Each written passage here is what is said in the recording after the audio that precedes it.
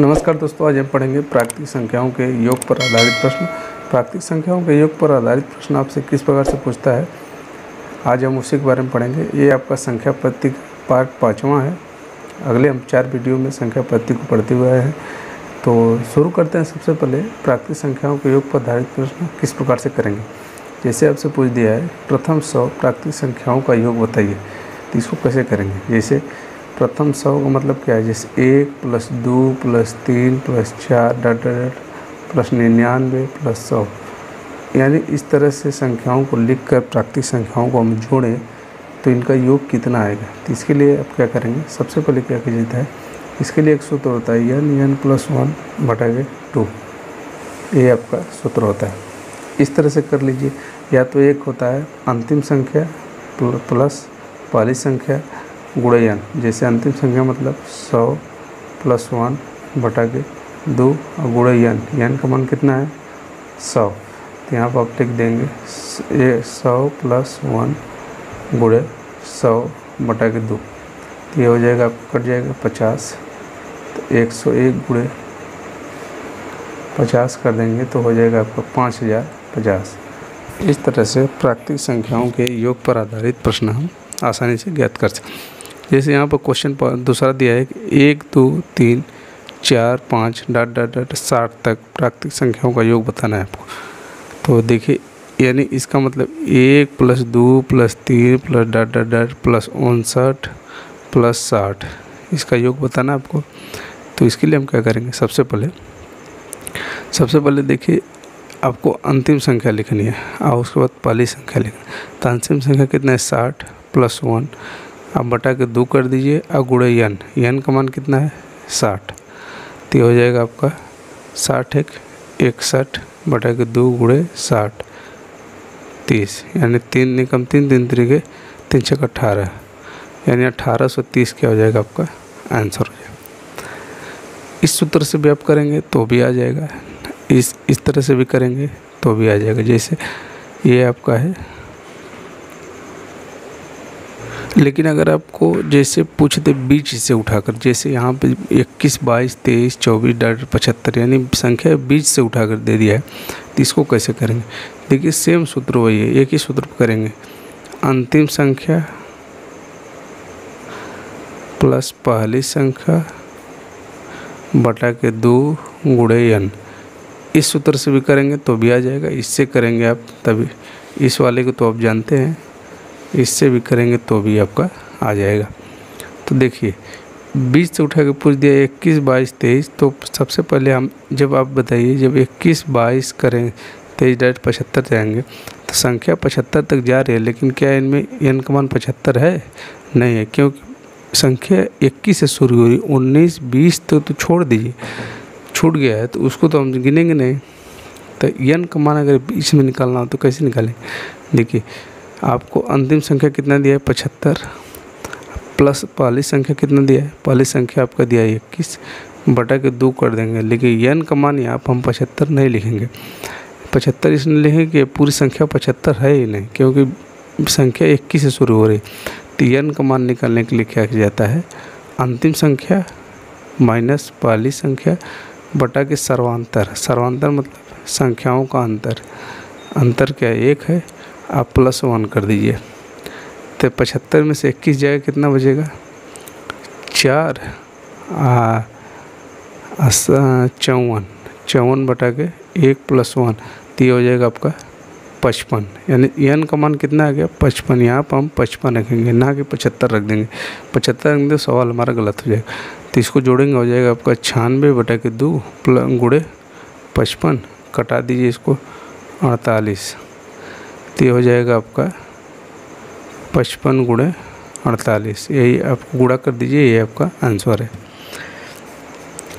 अब देखिए क्वेश्चन जैसे सम संख्याओं को पूछ दे 2 4 6 8 10 60, अगर सम संख्या हम पूछ दे कि प्राकृतिक संख्याओं का योग बताइए, इसको कैसे करेंगे। देखिए जैसे 2 + 4 + 6 + 8 + 10 + 60 तक दिया है और इसका योग पूछ रहा है, तो इसको हम कैसे करेंगे। उसके लिए भी वही सूत्र है, n + 1/2 इस पर भी आप करिए तो आ जाएगा, नहीं तो इसको आप हम जो जिस तरह से बता रहे हैं, अंतिम संख्या प्लस पहली संख्या अब बटा के 2 गुणे n, इस तरह से करेंगे तो भी आ जाएगा। देखिए अंतिम कितना है 60 प्लस पहला 2 बटा के 2 कर दिया गुणे n का मान निकालना है आपको। तो अब ये तो जानते हैं कि संख्या 60 तक लिखी गई हैं, 60 तक लिखी गई, तो उसमें जाहिर सी बात है कि 30 सम संख्या होंगे और 30 विषम संख्या होंगे। लेकिन ये तो हम आसानी से जान जाएंगे संख्या n का मान 30 है, लेकिन निकालेंगे कैसे? निकालने के लिए भी हम आपको बताएं, अंतिम संख्या माइनस पहली संख्या बटा के संख्याओं का अंतर, अंतर कितना है 2, आप +1 कर दीजिए तो ये हो जाएगा 58, 58 बटा के 2 प्लस 29 प्लस 1। देखिए n का मान इस तरह से भी 30 आ गया, तो n का मान कितना आ गया आपका 30, इसको कटा दीजिए तो कितना हो जाएगा 62, 62 गुणे 30 बटा के 2 कटा देंगे 31, गुणा कर दीजिए 3 एकम 3, 3 त्रिक 9, यानी 930 क्या हो जाएगा आपका आंसर हो जाएगा। तो इस तरह से सम संख्याओं का योग हम आसानी से ज्ञात। अगर आपको विषम संख्याओं को पूछे जैसे 1 + 3 + 5 + 7 डॉट डॉट डॉट, अगर 60 तक पूछ दे तो हमें निकालना है, तो 60 तक जाने के लिए आप 59 तक करेंगे, 60 आपका सम संख्या आ जा रहा है। तो इसको कैसे करेंगे? देखिए सेम वही चीज़ है, अंतिम संख्या 59, पहली संख्या 1 बटा के 2 और गुणे n का मान कितना है? जाहिर सी बात संख्या 60 तक है तो n का मान इसमें भी 30 आएगा, इसको भी निकालना है तो 59 माइनस 1 पहले अंतिम माइनस पहले बटा के अंतर संख्याओं का 2 है +1 कर दीजिए। देखिए इसका भी वही आ जाएगा, 58 है, 59 में जाएगा 58 बचेगा, 58 बटा के 2 +1 हटाएंगे 29 + 1, देखिए इसका मान भी 30 आ गया। तो यहाँ पे n का मान कितना आ गया 30, तो 59 + 1 कितना हो जाएगा आपका 60 बटा के 2 गुणे 30, कटा दीजिए इसको आप, 30 आएगा, 30 का और कितना हो जाएगा 900। यानी ये आपका सम संख्याओं का, विषम संख्याओं का, किसी भी प्राकृतिक संख्याओं का योग आपसे पूछे आप इस तरह से ज्ञात कीजिए। और n का मान आपको निकालना हो तो n का मान निकालने के लिए सबसे बड़े अंतिम संख्या माइनस पहली संख्या, उसके बाद बटा में कर दीजिए संख्याओं का अंतर, संख्याओं का अंतर जैसे 59 माइनस 1, संख्याओं का अंतर है कितना है 2, अब +1 कर दीजिए, आपका n का मान निकालने के लिए ये आपका सूत्र है। लीजिए हम लिख देते हैं, अंतिम संख्या माइनस पहली संख्या बटा के सर्वांतर, सर्वांतर मतलब संख्याओं का अंतर +1, ये आपका सूत्र है n का मान निकालने के लिए। n का मान आपको न समझ में आए, संख्या बीच से उठाकर पूछ दे तो हमें n का मान निकालने के लिए इस सूत्र की सहायता से आप आसानी से ज्ञात कर। तो हम पढ़ चुके हैं प्राकृतिक संख्याओं का योग कैसे निकालेंगे। जैसे संख्या आपको पूछ दिया 28 उठा गया, 28, 30, 32, 34, 80 तक पूछ दिया है, तो इसको आप कैसे ज्ञात करेंगे? तो सेम सूत्र लगाएंगे, 80 + 28 बटा के 2 गुणे n का मान निकालना है। तो 28 से पूछ दिया है तो n का मान निकालने के लिए 80 अंतिम संख्या अब माइनस पहली संख्या अब बटा के अंतर 2 का है +1 कर दीजिए, आपका n का मान निकलेगा, अब उसमें रख देंगे, आपका आंसर आ जाएगा। तो प्राकृतिक संख्याओं के योग पर आधारित प्रश्न तो हम पढ़ चुके हैं, अब हमें पढ़ना है, इसके बाद पढ़ेंगे प्राकृतिक संख्याओं के वर्गों का योग आपसे पूछे तो कैसे करेंगे। देखिए वर्गों का योग पूछेगा, जैसे n लगातार प्राकृतिक संख्याओं के वर्गों का योग बताइए। जैसे पूछ दिया है 1 का वर्ग, 2 का वर्ग, 3 का वर्ग, 4 का वर्ग डॉट डॉट 80 तक के वर्ग। तो इसके लिए आपका सूत्र होता है n + 1 कोष्ठक में 2n + 1 बटा के 6। इस सूत्र पे हम संख्याओं के वर्गों का योग निकाल सकते हैं। देखिए कैसे, n का मान यहाँ पे सीधे सीधे दिया तो 80 हो जाएगा। तो देखिए यहाँ पे 80 कोष्ठक में 80 + 1 फिर 80 गुणे 2 + 1 और उसके बटा के 6। तो 80 गुणे 81 और गुणे 80 दोनों 60, 161 और बटा के 6। तो उसको कटा दीजिए, तो 3 से कटेगा, 3 दूना 6, 3 7 21, 3 3 दूना के 6, यहाँ पर हो जाएगा 40, यानी आपका आंसर आ जाएगा 40 गुणे 27 गुणे 161। इसी को आप गुणा करेंगे तो आपका आंसर आ जाएगा। तो इस सूत्र पर हम प्राकृतिक संख्याओं के वर्गों का योग निकाल सकते हैं। अगर संख्या बीच से उठाकर पूछ दिया आपसे कि 20 square plus 21 square plus 22 square dot dot 70 के स्क्वायर तक हमें संख्याओं का योग बताइए, तो इसके लिए आप क्या करेंगे, सबसे पहले इसको करना है तो हमें 1 से लेकर 19 तक निकाल लेना है। 1 से लेकर 19 तक निकालिए। जैसे हमें निकालना है 70 तक, तो सबसे पहले n का मान इस सूत्र पर लगाएंगे। तो हमें सबसे पहले क्या करेंगे, 70 गुणे n+1 यानी 71 और गुणे 70 तो 40 141 हम बटा के 6 कर देंगे। 1 से लेकर 70 तक निकाल देंगे। उसके बाद हमें तो 1 से 70 पूछा नहीं है, 20 से पूछा है, तो हमें इसको घटा देना है 1 से लेकर 19 तक। तो 19 को हो जाएगा 19 गुणे 20। 1 सेकंड इधर लिख देता हूँ। पहले आप क्या कीजिए, 1 से लेकर 70 तक निकाल लीजिए। 1 से लेकर 70 तक क्या होगा आपका, 70 गुणे 71 गुणे 141, देखिए ये रखेंगे तो आएगा बटा के 6 माइनस।